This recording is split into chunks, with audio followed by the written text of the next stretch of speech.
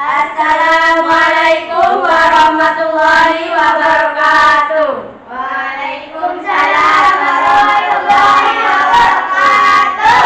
Kami dari kelompok 5 akan mempresentasikan resume yang berjudul Pluralitas Masyarakat Indonesia di Bidang Agama. Saya Kamila sebagai moderator. Saya Maulidia Rahmawati sebagai pemateri pertama. Saya Farhanisa Salsabila sebagai pemateri kedua.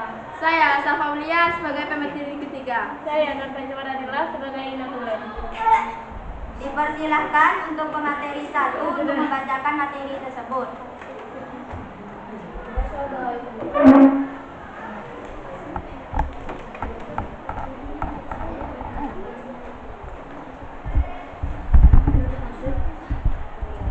Setiap agama memiliki tuntunan acara persembahyangan yang berbeda. Kalian perlu mengetahui bagaimana setiap umat beragama memiliki tempat ibadah dan melaksanakan kegiatan upacara. Keagamaan atau persembahyangan mengapa kita perlu memahami berbagai kegiatan ibadah. Agama selain yang kalian bangun, hal ini sangat penting agar dalam diri kita tumbuh rasa saling memahami dan menghargai atau bertoleransi. Sebagai contoh, ketika umat Islam melaksanakan sholat Idul Fitri di lapangan, lain perlu memahami bahwa kegiatan di lapangan tersebut merupakan upacara keagamaan atau persembahyangan. Tentu saja, harga pemeluk agama Islam yang melaksanakan kegiatan sholat Idul Fitri. Namun demikian, pemeluk agama lain membantu menciptakan suasana agar sholat berlangsung aman dan nyaman toleransi. Dalam beragama bukan berarti kita mencampur adukan ajaran agama, tetapi saling membantu.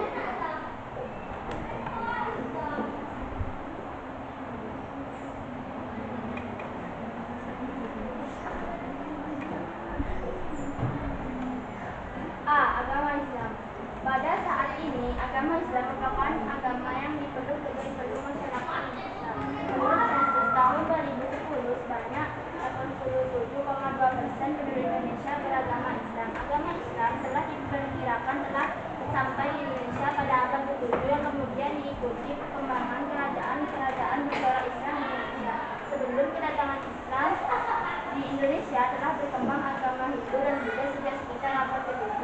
Hal ini bukan untuk tujuan membandingkan antara agama, tetapi supaya kita dapat membantu kelancaran kegiatan agama lain. Umat Islam memiliki beberapa hari besar yang dirayakan setiap tahun seperti Hari Raya Idul Fitri dan Hari Raya Idul Adha. Hari Jumat juga merupakan hari penting bagi umat Islam.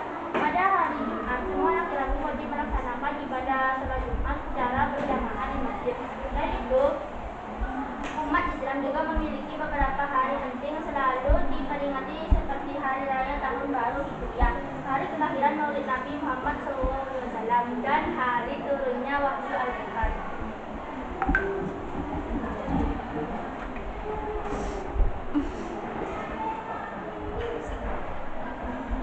B. Agama Kristen Protestan.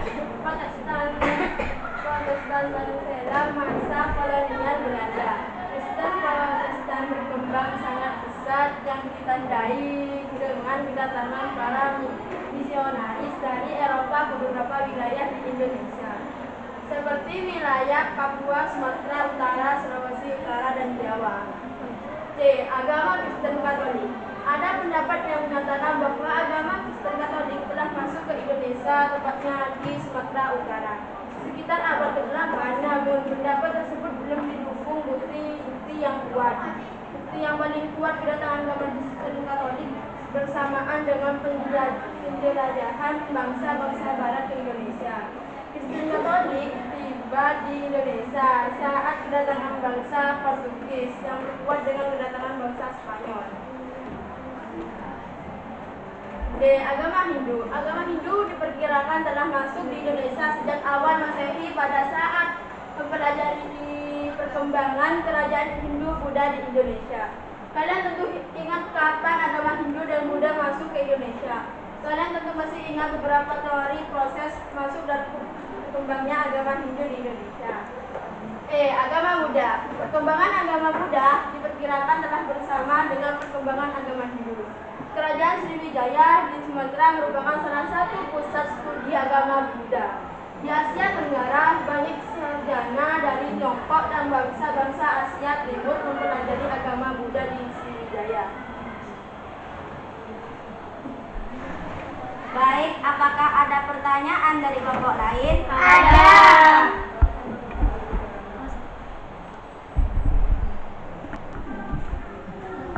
Apa perbedaan agama Kristen Protestan dan agama Kristen Katolik? Baik, pertanyaan kami jawab. B. Agama Kristen Protestan.